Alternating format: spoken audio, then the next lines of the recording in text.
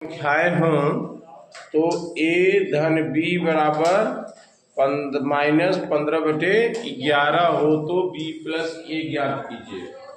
थोड़ा सा ध्यान देना इसमें कि 3 धन 5 बराबर कितना होता है 8। 3 धन 5 बराबर 8।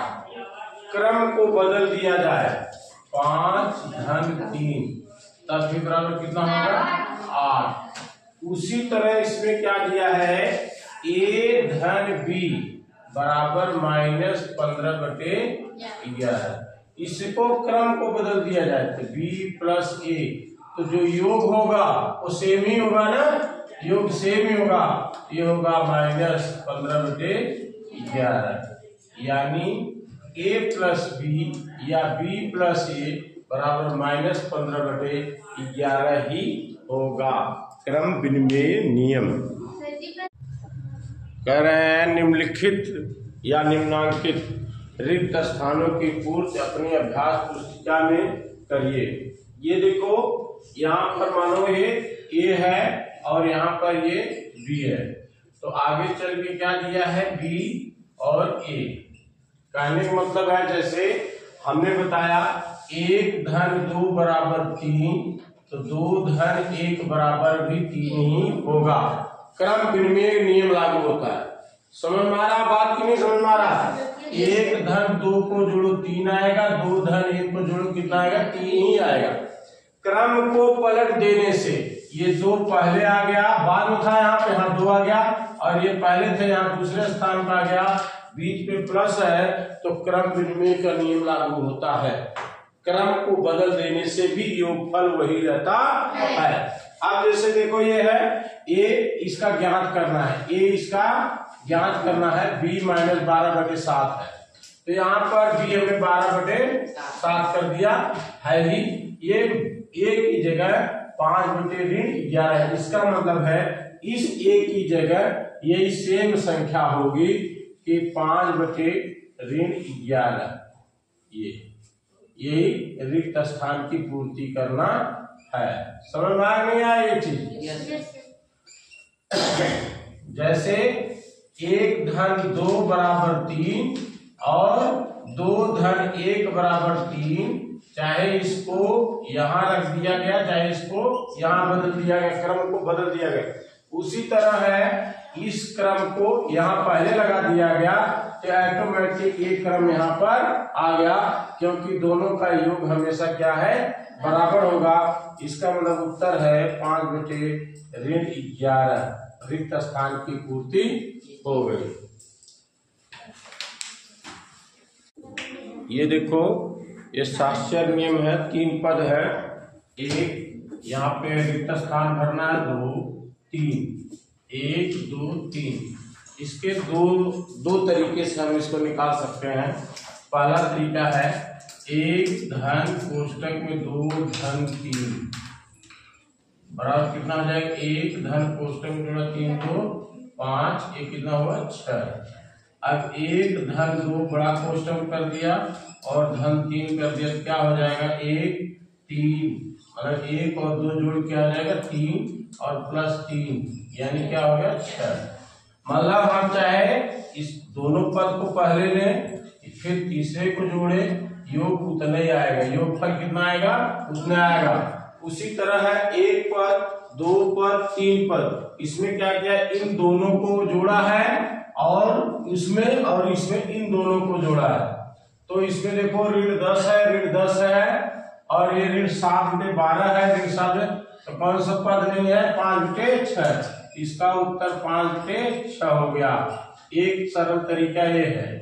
अगर दूसरा आप निकालना चाहते हैं तो हमने माना a है, b है और c है, 3 पद हो गया, तो ये हो गया और यहाँ पर ये b हो गया, ये c हो गया, a b c पद है, ठीक है।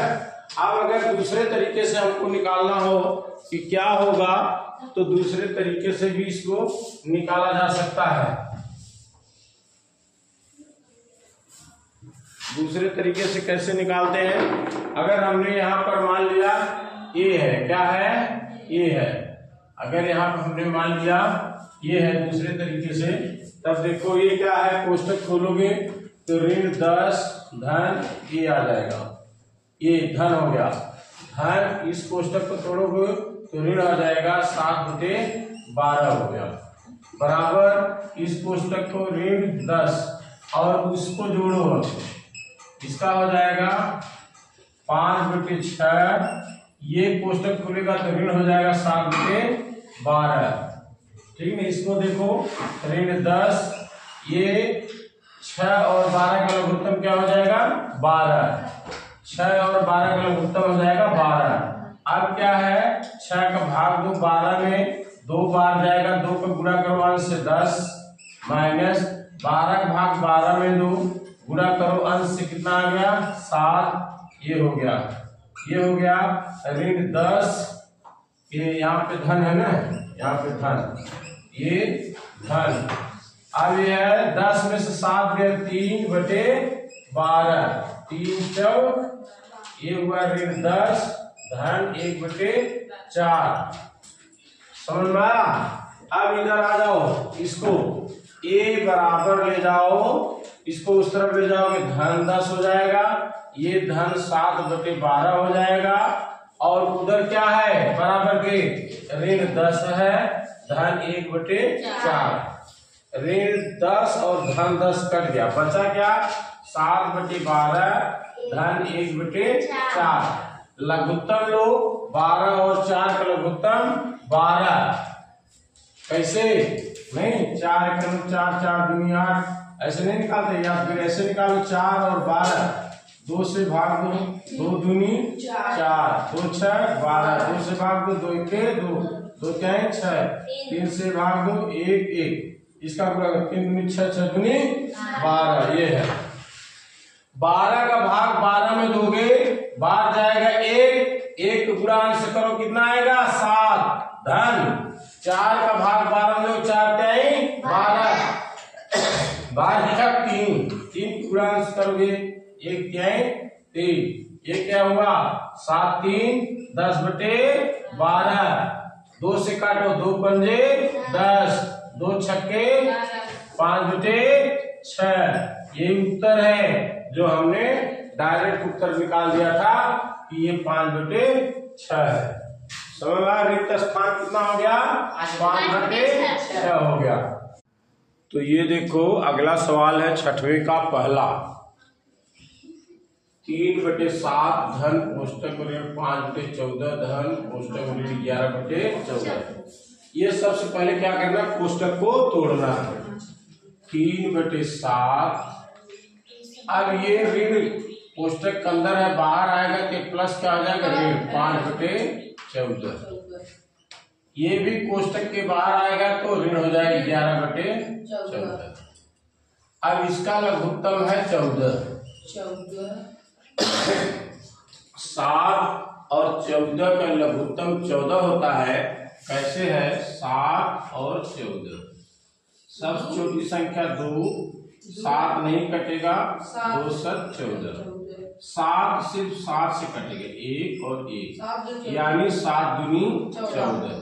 ये जो लघुत्तम हो गया 14 हो गया।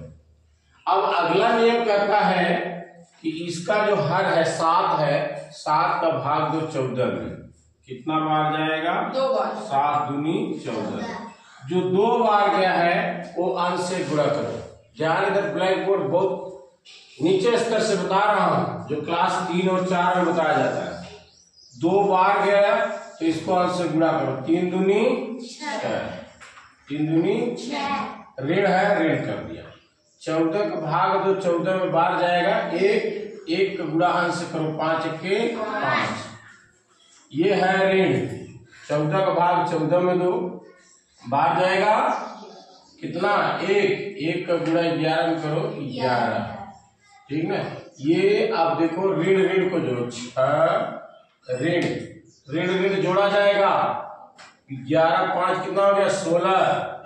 मैंने जाट फार्मूला बताया, ऋण ऋण जोड़ा जाएगा, निशान क्या हो गया ऋण बटे 14। अब ये देखो क्या हो गया, धन ऋण हो गया। धन ऋण है तो घटाया जाएगा, 16 में से 6 गए 10, क्या हुआ 10। निशान कौन सा हो जाएगा ऋण बटे 14। 2 से काटो 2 पंजे 10, 2 7 14, ऋण 5 बटे 2। ये इसका उत्तर 5 बटे 7, क्या हो गया 5 बटे 7।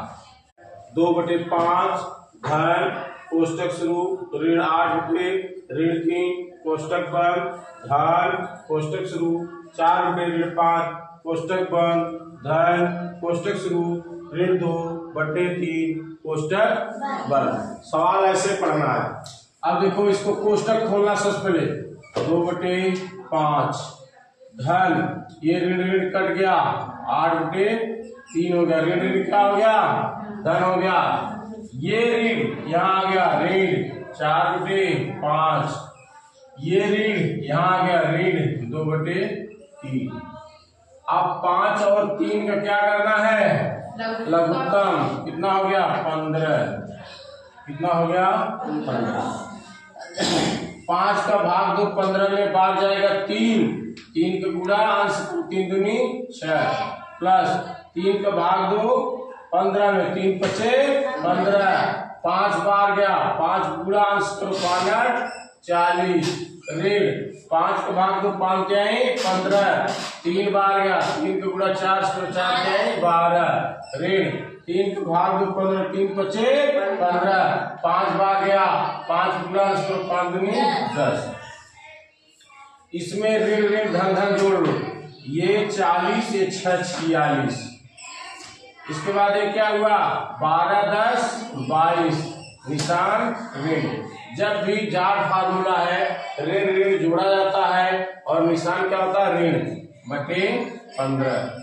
ये बराबर घटाओ 6 में से 2 गए 4, यहाँ 4 4 में से 2 गए 2 15,